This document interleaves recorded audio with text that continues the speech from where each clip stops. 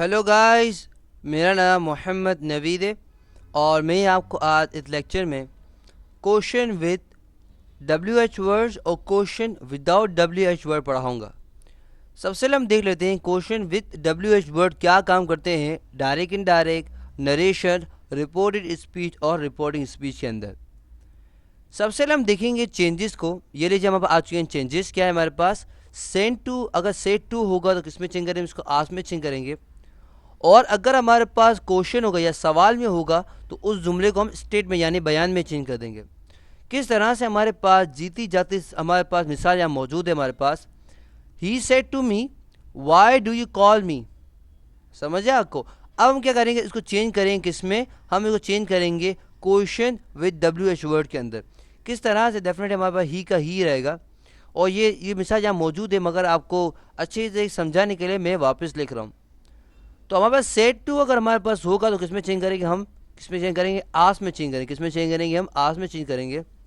उसके बाद मी का मी हम यहाँ डेफिनेटली लिख देंगे हमारे पास। उसके बाद डेफिनेटली हमारे पास कोमा और डबल कोटेशन मार्क्स है, तो डेफिनेटली क्या आता है हमारे पास? दैट लगाना ज़रूर नहीं, लगाना अच्छी बात है। उसके बाद हम क्या लगाएंगे? यहाँ पे लगाएंगे वाई, लगेंगे वाई, डेफिनेटली वाई। उसके बाद डेफिनेटली अगर डू लगाते हैं और आखिर में कोटेशन मार्क सॉरी आखिर में अगर सवाल निशान लगा दो तो क्या हो जाएगा हमारे पास? ये सवाल बन जाएगा ना। तो हमें सवाल में चेंज नहीं करना है, उसको स्टेट में चेंज करना है। तो हम क्या करेंगे? Why I call him. समझ आया आपको? तो हमने किस में चेंज कर दिया? पास में चेंज कर दिया और उसको हमने स्टेट में बना दिया, यानी कि एक बयान बता दिया। इसने कहा था, इसने ये सवाल पूछे ना, कहाँ कहाँ, तो कहाँ एक सवाल हो जाता है। मैंने कहा था कहा था, तो ये क्या हमारे पास क्या आ जाएगा? ये स्टेटमेंट बन जाएगा।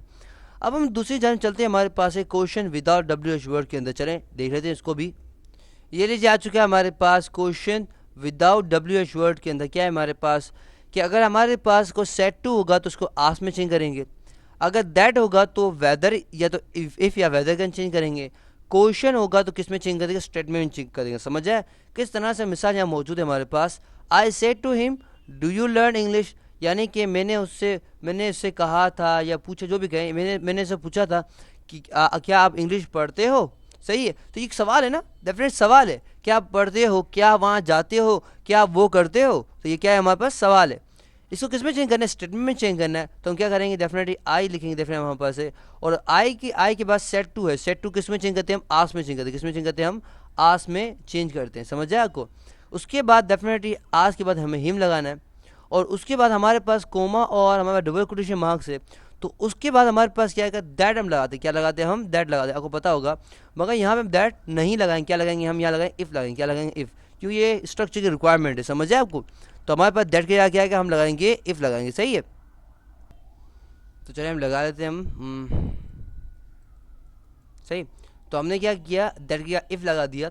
उसके बाद हमें क्या करना है? इसको बनाना है किसके अंदर? देखिए हमने ये भी कर लिया, क्योंकि हमने सेट की जगह आस लगा दिया, दैट की जगह हमने इफ़ लगा दिया। तो वेदर लगाएं, इफ़ लगा, आपकी मर्जी है। सही है। अब हमें क्या बनाना है? हमें क्वेश्चन क्या करना है? स्टेटमेंट चेक करना है। हमें क्या लिखा है? ही लर्न, यानी कि वो इंग्लिश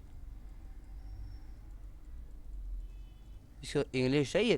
तो अब हमें क्या कर दिया? अब हमें जुमला चेंज कर दिया। पहले था कि मैंने से पूछा था या मैंने सैफ ने पूछा था कि क्या आप इंग्लिश पढ़ते हो। अब मैं क्या, मैंने उससे पूछा था, डेफिनेटली मैंने सेट मीन्स कहा था, सेट मीन्स कहा था, मैंने उससे कहा था क्या आप इंग्लिश पढ़ते हो। और यहाँ पे मैं उसके दूसरे के अंदर मैं स्टेटमेंट किस बना दिया कि मैंने इससे पूछा था कि अगर वो इंग्लिश पढ़ता है, क्या वो इंग्लिश पढ़ता है, इस तरह समझ आया आपको? तो क्या हो गया? हमने डेफिनेटली हमारे पास किस में था ये जुमला? हमारे पास ये प्रेजेंट का जुमला था, मगर डेफिनेट डू लगा हुआ था और आखिर में क्या लगा हुआ था? सवाल या जुमला लगा हुआ था, जो सवाल निशान लगा हुआ था। तो हमने इसको क्या कर दिया? पास में चेंज कर दिया। समझ आया? किसके लिए? स्टेटमेंट बनाने के लिए। समझ आया आपको? तो आज के लेक्चर में क्या पढ़ा है? आज के लेक्चर में डेफिनेटली थोड़ी बहुत कन्फ्यूजन मेरे ख्याल से आपको हो सकती है, मैं समझ सकता हूँ। मगर आप इसको लेक्चर को एक दफ़ा समझेंगे तो मेरे ख्याल से मुझे लगता है समझ नहीं आएगा आपको। तो आपको मैं रिक्वेस्ट करता हूँ कि अगर आपको ना समझ आए, इस लेक्चर को कम से कम 1 से 2 या 3 दफ़ा आप समझेंगे तो आपको समझ आएगा। तब भी ना समझ आए तो हमारे वेबसाइट के अंदर बहुत सारी एग्जाम्पल मौजूद है। एक यहाँ एग्जाम्पल देने का मकसद ये होता है कि आपको अच्छी तरीके से समझा सकें। हमारी वेबसाइट के अंदर बहुत सारी एग्जांपल्स मौजूद है, तो आप वहाँ पे इसको पढ़ सकते हैं। तब भी ना समझ आए तो कॉन्टैक्ट अस का पेज दिया गया है, उसके अंदर ईमेल दिया गया है, तो आप हमें फ्रीली ईमेल कर सकते हैं। जो आपका मसला हो हम आपके लिए मौजूद है, हम आपको ज़रूर आपकी ज़रूर हेल्प करेंगे। तो अल्लाह हाफ़िज़। हमारे इंशाल्लाह आपसे अगले लेक्चर में मुलाकात करते हैं। टिल देन अल्लाह हाफ़िज़।